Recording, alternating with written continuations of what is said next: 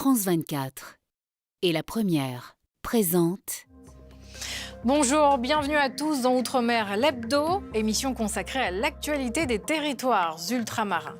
À la une cette semaine, l'île des Pins espère reconquérir ses touristes. Après la crise du Covid et les émeutes en 2024, ce joyau du Pacifique tente de rebâtir son économie. À tout de suite.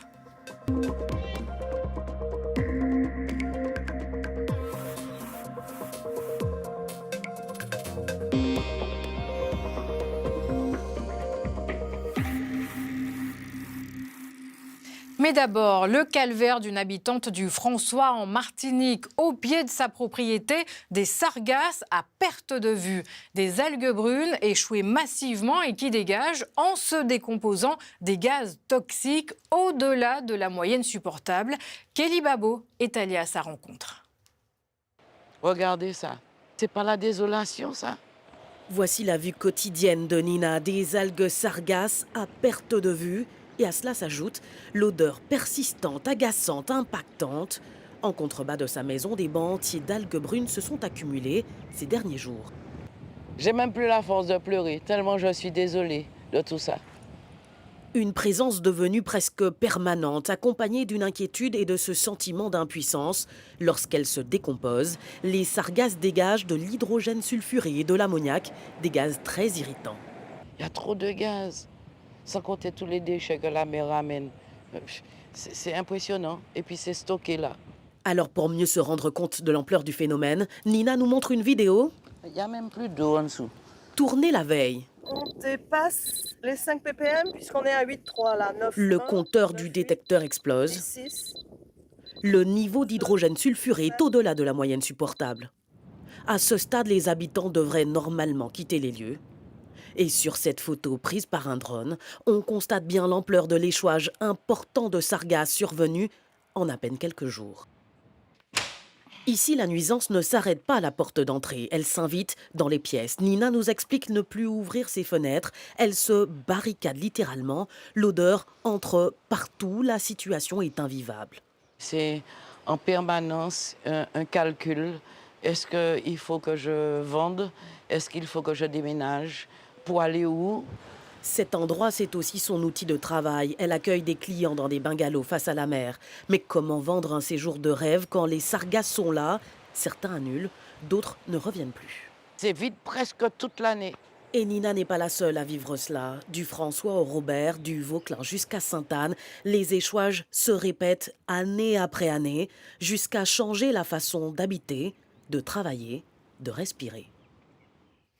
Le Parlement a adopté mardi une loi reconnaissant la part de responsabilité de l'État dans le scandale du chlordécone, pesticide utilisé durant 2 décennies aux Antilles et encore présent dans les sols. Plus de 90% de la population est contaminée par ce pesticide. Si certains saluent une avancée, d'autres dénoncent un texte largement insuffisant. Laïd Beritan. Cela fait 38 ans qu'il travaille dans les bananeraies. Comme les 170 ouvriers agricoles de cette exploitation de Capesterre-Belle-Eau, Albert Cocoyer a été exposé au chlordécone, un pesticide utilisé aux Antilles entre 1972 et 1993. Pour lui, la priorité reste aujourd'hui l'accompagnement des victimes encore en vie. Ils ont ramené le chlordécone chez nous. Et maintenant, que vont-ils faire pour les agriculteurs encore vivants? Indemniser, c'est bien, mais la plupart sont déjà morts. Samedi, j'étais à la veillée d'un agriculteur qui s'est arrêté de travailler il y a à peine 10 ans. Il est mort. Du côté des associations, on se dit déçu. La loi votée par les parlementaires ne dit rien sur les procédures d'indemnisation. Pour ces dernières, le combat continue. Les conséquences financières de reconnaître une responsabilité pleine et entière de l'État, c'est tout simplement au-delà de ce que l'État pourrait supporter. Donc on sait qu'il n'acceptera d'aller à cette reconnaissance pleine et entière qu'avec un bras de fer qui, si ça ne suffit pas au niveau national, ça sera au niveau supranational qu'il faudra aller. Pour les députés de Guadeloupe et de Martinique, la loi reconnaît les souffrances endurées, mais ne répare pas les préjudices subis. On le dit collectivement, c'est un petit pas. Et il faut surtout faire le grand pas de la réparation. Le Sénat nous sort un concept surréaliste de part de responsabilité. Quelle part? Grande part? Petite part? Qu'est-ce que cela veut dire? Impossible à évaluer, impossible à quantifier, donc impossible à réparer. La prochaine étape sera judiciaire. Le 22 juin prochain, la Cour d'appel de Paris dira s'il faut rouvrir ou non l'enquête sur les responsabilités sanitaires dans cette affaire du chlordécone. Dans l'actualité également, un non-lieu général a été ordonné par les juges d'instruction parisiens en faveur des militants indépendantistes de la CCAT, dont Christian Théin. Ils étaient poursuivis dans le cadre des émeutes de 2024 en Nouvelle-Calédonie. Et depuis les émeutes, l'économie calédonienne est en souffrance, notamment le secteur du tourisme. C'est le cas à l'île des Pins, où tout est mis en œuvre pour reconquérir les clients. C'est le dossier de l'Hebdo, signé Caroline Antich-Martin et Gaël Decheverry.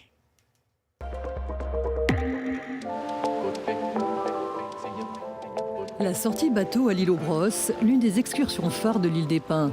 Plusieurs dizaines de touristes attendent pour embarquer. Parmi eux, William, c'est son 2e séjour ici. C'est facile, c'est accessible de Nouméa et il y a plein de choses à faire le week-end, donc ça fait une belle escapade.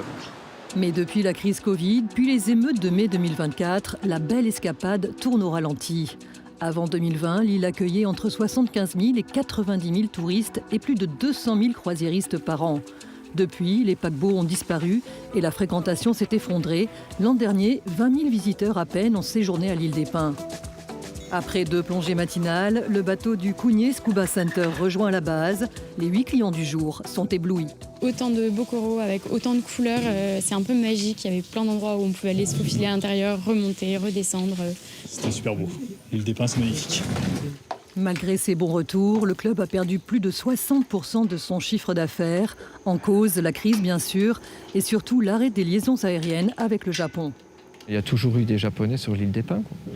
Et nous, on travaille très très fort avec les Japonais. Par exemple, le mois de mai était un très bon mois, parce qu'ils avaient pas mal de jours fériés. Avant les émeutes, le secteur touristique faisait vivre près de 600 personnes, 300 emplois directs et autant d'emplois induits. Depuis 2 ans, ce gîte familial est boudé par la clientèle. C'est mon planning de réservation pour les mois à venir. Et le mois de juin, comme vous pouvez le voir, du 6 au 20, il n'y a personne pour l'instant. Voilà. De fait, depuis mai 2024, les prestataires touristiques travaillent essentiellement avec les touristes locaux. Quand ils arrivent jusqu'ici, en mars, l'aérodrome a été bloqué par un collectif. On est resté 1 mois sans activité. Dur, hein, pour tout le monde ici. Accueillir à nouveau la clientèle étrangère, beaucoup en rêvent. Une étude est d'ailleurs en cours pour évaluer un retour possible de quelques bateaux de croisière. Impossible de parler du tourisme à l'île des Pins sans évoquer la situation de l'ancien Méridien. Après 2 ans de fermeture, ce fleuron de l'hôtellerie locale pourrait rouvrir partiellement sous un autre nom. Pour l'heure, aucune date de reprise n'est avancée.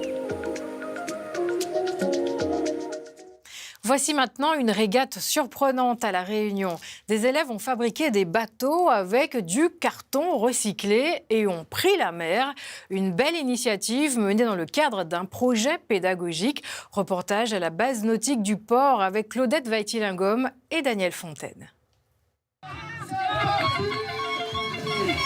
Sous le regard des camarades, des enseignants et quelques familles, les embarcations s'élancent dans un des bassins du grand port maritime. Particularité de cette course, tous les bateaux ont été construits en carton par les élèves eux-mêmes dans le cadre du projet Les Cordées de la réussite. Je leur dis voilà, il va y avoir 2 personnes sur le bateau, on va faire un bateau en carton recyclé et personne ne me croit. Et voilà, avec un petit peu de savoir-faire, un peu de savoir, avec un peu d'études scientifiques sur les poussées d'Archimède, sur travailler sur les dimensionnements, sur la forme des bateaux, et ben on arrive à ces résultats.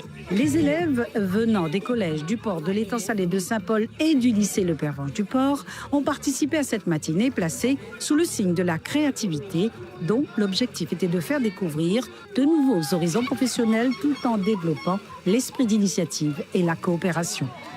On est plutôt content de ce qu'on a fait, de la performance qu'on a eue. Parce que c'est bien quand même la première place. On n'avait pas trop confiance en notre bateau et du coup, on voulait quand même être dans le podium. Moi, je suis pas montée dedans parce que c'était pas moi le meilleur en kayak, c'était Maxence. On en a déduit qui était le meilleur parce que on avait fait un entraînement de kayak et on avait fait des courses il n'y a pas très longtemps. Et j'étais arrivé premier et du coup on avait conclu que c'était moi qui conduisais le bateau. Et du coup je suis content d'être arrivé premier. Entre éclats de rire, bateau renversé et encouragement depuis le bord, l'événement a offert aux jeunes une expérience originale et fédératrice. Pour finir, la belle histoire de Gabrielle, la tortue verte sauvée d'une mort certaine grâce aux gardes nature de l'aquarium des Lagons en Nouvelle-Calédonie. Après 10 mois de soins, Gabrielle a repris la mer. Caroline Antich-Martin et Gaëlle Decheverry. Sur le ponton d'embarquement pour l'Ilomètre, une passagère inattendue, Gabrielle la tortue. 308 jours après sa blessure, son sauvetage, ses 3 interventions chirurgicales et les bons soins de l'équipe de l'aquarium des Lagons, elle est prête à retrouver son habitat naturel. Ce qui nous permet en fait de juger qu'elle est relâchable, c'est le fait qu'on a pu la remettre dans un bassin en eau, qu'elle peut s'alimenter seule, et que ses blessures sont complètement cicatrisées. Cap sur l'Ilomètre, c'est là que Gabrielle a été retrouvée agonisante le 30 juillet 2025. Tout le monde est bienvenu. Chaque année, les gardes nature de la province sud récupèrent une 50aine de tortues victimes de collisions. Hélas, toutes ne sont pas soignables ou soignées. Pourquoi là on s'embête avec cette tortue-là? On en a quand même pas mal dans le lagon. En fait, l'histoire de Gabrielle, c'est que c'est une tortue verte, adulte, qui est en âge de se reproduire. Donc là, d'un coup, pour nous, c'était hyper important de mettre en œuvre les moyens au niveau du réseau d'échouage, mais également des moyens derrière pour la faire survivre, parce que tout ce qu'on espère, c'est qu'elle puisse, les futures années, aller se reproduire et qu'elle puisse repeupler en fait, les eaux du lagon de Nouvelle-Calédonie. Ce que Gabrielle s'empresse de faire, sous les encouragements de ses bienfaiteurs et quelques curieux, si sa route ne croise plus celle d'une coque ou d'une hélice de bateau, Gabrielle vivra jusqu'à 80 ans. Et c'est la fin de cet hebdo. Merci de votre attention. Retrouvez l'actualité des Outre-mer sur lapremière.fr et france24.com. On se quitte sur ces belles images des premières baleines de la saison à La Réunion. La toute première a été aperçue il y a quelques jours dans l'ouest de l'île. Je vous souhaite une belle journée ou soirée. À bientôt.